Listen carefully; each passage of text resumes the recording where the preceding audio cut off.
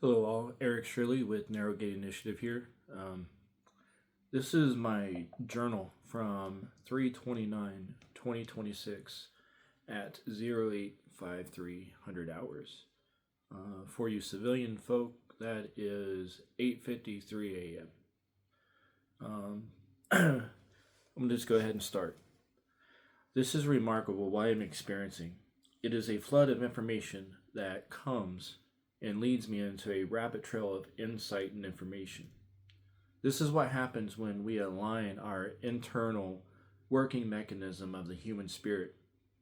As I began to become more obedient, my life inherently got better within the physical realm, which meant something was occurring in the spiritual realm as well. Because I had this underlying thing in my gut, my subconscious would never go away. I cannot explain the discomfort of this more accurately than the gates of hell. This was the very dark place I found myself, locked in a room with no windows, no doors, no light. This pure existence with no purpose, no meaning, no understanding. This ignorance at its best, trying to figure out where the door is in the psychotic mental distress. The revelation is the fact that this world is what we project from the transmitter, the mind, into the receiver of our feelings. When our reaction is immediate, we have lost control of the cognitive function of the mind that can only result from the renewing of the mind. We are instruments of God with self-awareness. Are we going to use this self-awareness to look at ourselves in the mirror and see the apple that Satan used to tempt Eve is now tempting me? It is the same entity. Same thing with the word principle. I think about the scripture often that speaks of principalities, powers, and rulers of the darkness. This is the darkness and the essence of hell itself. The word principality means to be first of what is in you. You are what you think. You have the ability to change what you think. Are you exercising your mind to the fullest that would honor God? Study to show thyself approved. That is this very information is coming from. Whatever principle that you believe is what you are in essence. God is an afterthought in this last hour of hope. God is returning soon, and the signal is getting stronger. We have to ruthlessly extract the truth from the deception and the narrative. Each decision we make is one out of how many possible ways there could be to do this or to do that. Then you factor in other elements, as in the friends you have, who you allow to speak into your life, who is maliciously manipulating the situation when you think they are genuine. These are all questions that I have had at some point, and God reveals to me the underlying stressor and mechanic that is taking place in both the physical and the spiritual realm simultaneously. He fashioned us with precision to the works He has assigned to us to do. I can take a step back and relax and trust in my being, and the confirmation comes in the form of peace and joy. Happiness is the counterfeit of joy. Happiness was an idea or principle made to remove God from the need of Him.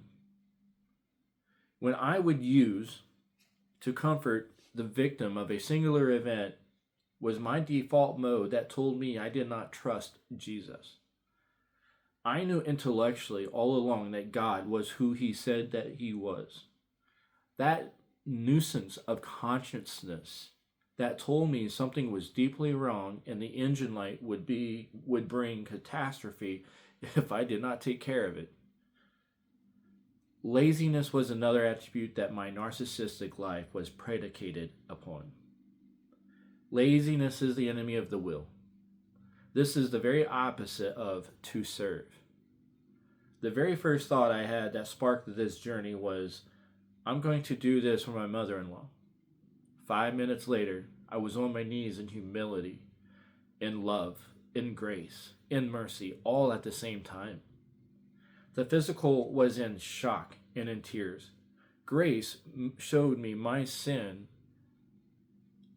as a gigantic dark cloud that represented my sin, that was the past, the present, the future, and it shrunk down to a pin drop, and then it was gone. I felt like I was being electrocuted from the inside out for the next 20 minutes. These sort of events will change a person forever. I began to challenge what I believe because by this point I had seen God's mercy guiding me the entire time. And I am on board now because what I have experienced in this life. We serve a suffering God, and like him, we need to discern when and how to meet people in the darkness, to be the light of the broken. I was an only child, with no siblings. I had only myself, and that which I did not know nor understand. I was an orphan because of the evil that prevailed in my life, either done to me or me agreeing with it in my psyche.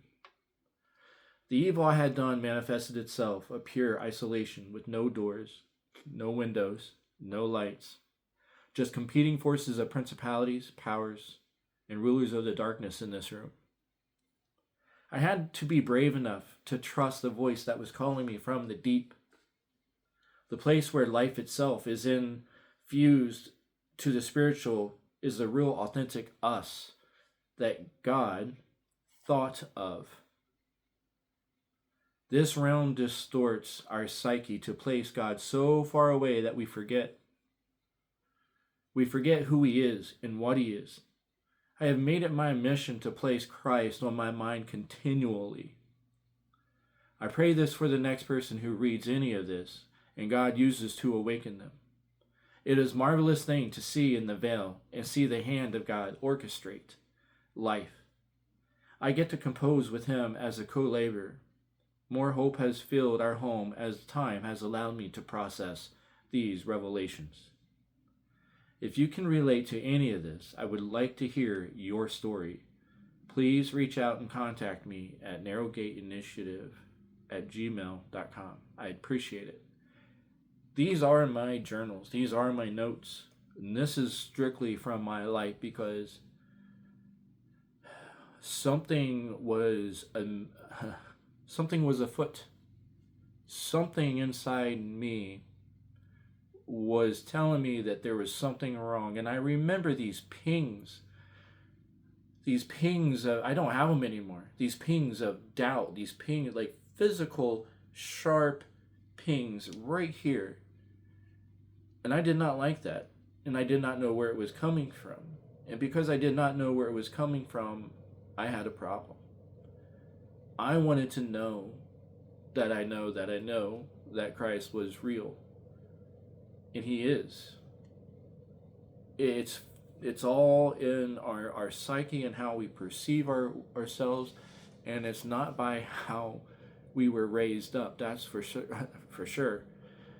There are psychologists who have looked at me in my younger years because of my problems. I was antisocial.